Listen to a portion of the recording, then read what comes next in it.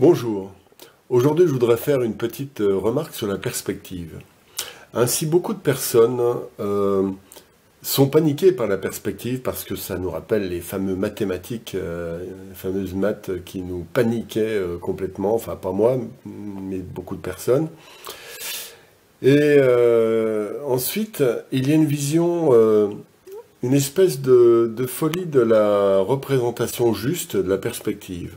Or, il se trouve que la perspective est quelque chose de très particulier qui est né finalement à la Renaissance. Il y a eu des tentatives auparavant, même à l'époque des Romains, de comprendre comment était représentée la perspective, mais juste, c'est-à-dire avec ce qu'on a découvert après, avec les points de fuite, les lignes de fuite, etc. Mais il se trouve que ce processus a abouti vraiment à la Renaissance. Il y a eu des gens qui ont fait des intérieurs de palais, des escaliers en double hélice, etc., des recherches incroyables pour représenter le plus possible l'espace à deux dimensions, en trois dimensions, et de telle sorte que ça corresponde vraiment à ce que l'on peut voir à peu près. Enfin, on s'est rendu compte en fait que c'est très difficile. D'une part, il y a une tyrannie de quelque chose que l'on croit être la seule manière de voir le monde en trois dimensions, avec la perspective. Or, il se trouve que notre inconscient voit les choses dans différentes perspectives. Il y a évidemment la perspective des couleurs, c'est-à-dire plus on va loin, plus il y a de bleuté, et plus c'est de laiteux et bleuté. Il y a les perspectives de la netteté, plus vous regardez loin et moins les choses sont nettes, plus elles sont près, plus elles sont nettes. Mais il n'y a pas que ça, il y a aussi des perspectives psychologiques. Il y a des choses qui ont une très grande importance et d'autres pas du tout.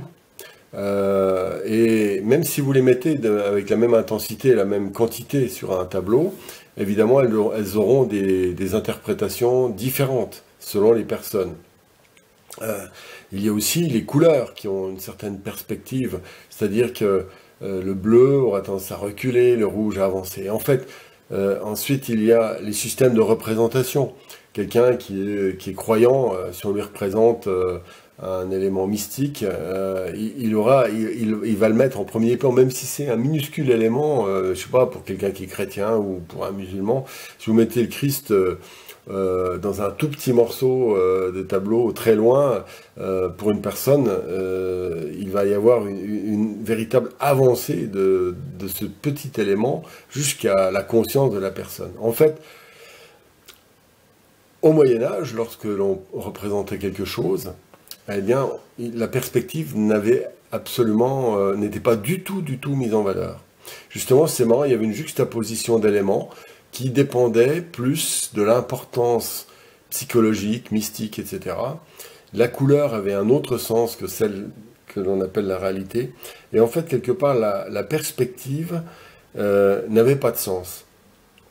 Et quand l'apparition de la perspective en 3D à la Renaissance s'est imposée, eh bien, elle a donné une seule manière, une sorte de pensée unique du volume, en fait, quelque part.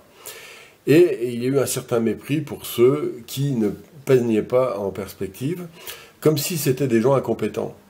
Or, en fait, ils représentaient un aspect de l'art très important. D'ailleurs, que beaucoup de peintres ont remis en question. Vous reprenez les Chagall, les peintres du début du XXe siècle, ou même tout le XXe siècle, la perspective a carrément disparu des tableaux. Travail d'aplat, travail d'abstraction, travail de toutes sortes de modifications des volumes, le cubisme, etc., etc. Eh bien, il y a une réflexion à faire à ce sujet. La perspective... chacun d'entre nous devons trouver un point de vue, justement, qui nous permette de voir le monde dans sa réalité, indépendamment de sa structure géométrique. Cela dit, à partir du moment où on a fait ce travail d'introspection, eh bien, nous pouvons tranquillement choisir, pourquoi pas, une perspective à trois dimensions. Et à ce moment-là, elle aura du sens. Mais elle n'est pas la vérité du volume. Elle est un aspect particulier parmi d'autres. Ainsi, des peintres ont fait des choses merveilleuses sans perspective, parce qu'ils mettent ainsi l'accent sur quelque chose de différent dans notre conscience. Justement, c'est ce dont je parlais auparavant. Et c'est une petite réflexion que je porte à vos oreilles, simplement, pour contrecarrer, sans dénigrer la perspective à 3 dimensions, je répète, pour contrecarrer sa tyrannie, voilà, qui a eu lieu longtemps, et cette tyrannie qui existe aussi beaucoup dans les écoles d'art ou dans une certaine représentation de la réalité. Hein. En fait, voilà. Soyez prudents avec la perspective parce qu'elle peut, en croyant être la réalité, nous enfermer dans un monde qui est faux et qui est froid et qui ne répond pas à l'appel de l'âme confrontée à l'espace. Voilà.